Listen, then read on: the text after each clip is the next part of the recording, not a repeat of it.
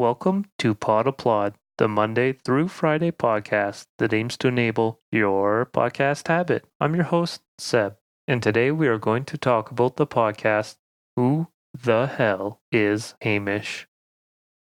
Who the Hell is Hamish is a true crime podcast put out by The Australian that serves as an expose of a lifelong con man. The show is currently ongoing, with 5 episodes released.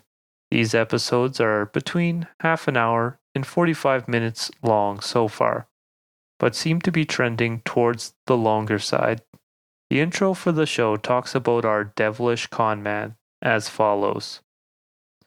He was born Hamish Watson, a surfy dude from Sydney, but he could morph into whatever you needed him to be.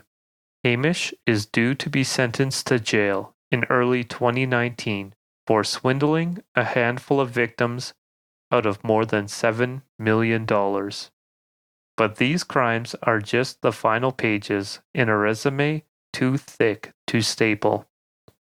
For decades, he's duped victims in the US, Canada, Britain, Hong Kong, and Australia. But how did he do it? How did he evade authorities around the world for so long? And what's he done with all those tens of millions of dollars he stole? So far, I'm quite enjoying the podcast. I have enjoyed quite a few Australian podcasts, but this one in particular is very well done. If I am to compare it to anything, it feels like an Australian NPR mixed with a dash of Wondery. It feels especially similar to Dirty John, if you've heard that particular cast. There are interviews with key players in the story. Even people who would rather not be disclosed have written letters and allowed themselves to be narrated. Despite the embarrassment or distrust Hamish's wake has left them in. Our main host, Greg Barrup, is a soft-spoken yet gravelly voiced speculator who lays down the story in a straightforward, easy to follow way. The case doesn't feel overblown or that it is being puffed up, even though the show could easily skew that way considering the scope of Hamish's deception. The cuts between phone interviews, Greg's voiceover, and bits of musical interlude keep the podcast flowing and alive. It never starts to lose my interest. So far, the tale has been fascinating. I think us normal people are always fascinated when we hear these ultra narcissistic manipulators start weaving their webs.